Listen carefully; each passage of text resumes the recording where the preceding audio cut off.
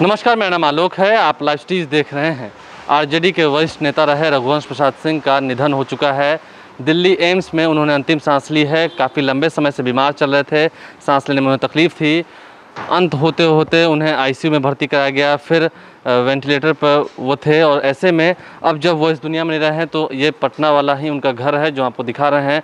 पटना में जब वो आते थे तो यहीं रहते थे। मुझे भी याद है, मैं भी एक पत्रकार हूँ, मैं अक्सर जब यहाँ आता था उनसे मुलाकात करने, तो ये जो सामने बेंच लगी हुई है वो यहीं बैठे रहते थे।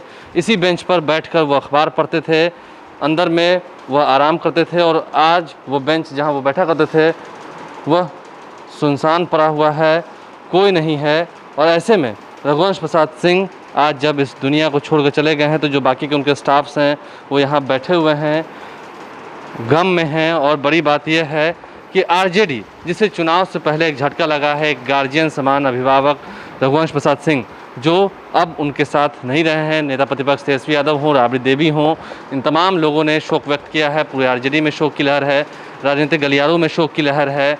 तमाम नेता बिहार के या फिर देश के, क्योंकि रघुवंश प्रसाद का एक अलग रुतबा था, एक अलग नाम था। केंद्र में मंत्री रहे 2004 में जब मनमोहन सिंह की सरकार बनी।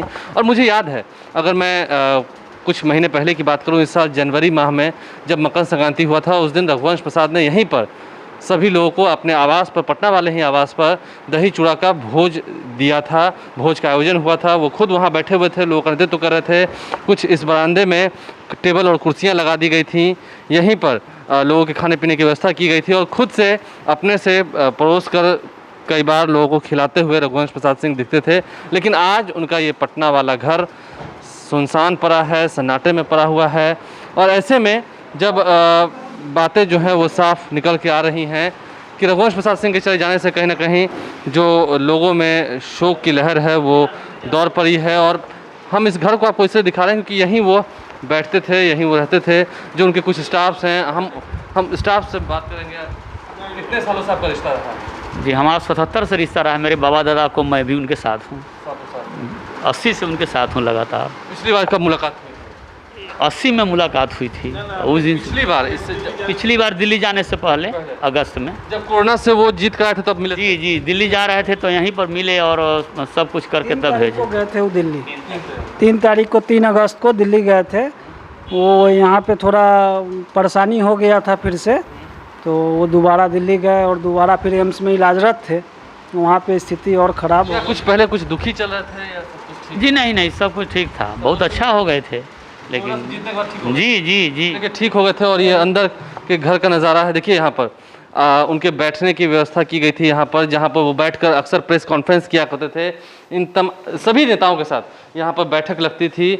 और रघुवंश प्रसाद सिंह आरजेडी के बड़े नेता लालू प्रसाद यादव के हनुमान कहते थे, लोग उन्हें ब्रह्म बाबा भी कहते थे। वैशाली से सांसद रहे, 5 बार केंद्र में मंत्री रहे, बिहार विधान परिषद के भी सदस्य रहे।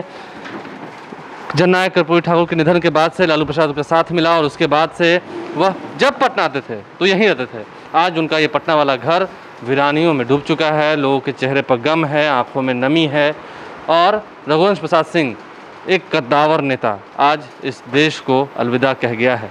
आप लाइव स्ट्रीम देखते रहें, हमारे चैनल को सब्सक्राइब कर लें, साथ साथ फेसबुक पेज भी लाइक करें। इसके अलावा ट्विटर हैंडल पर लाइव स्ट्रीम को फॉलो करें। धन्यवाद।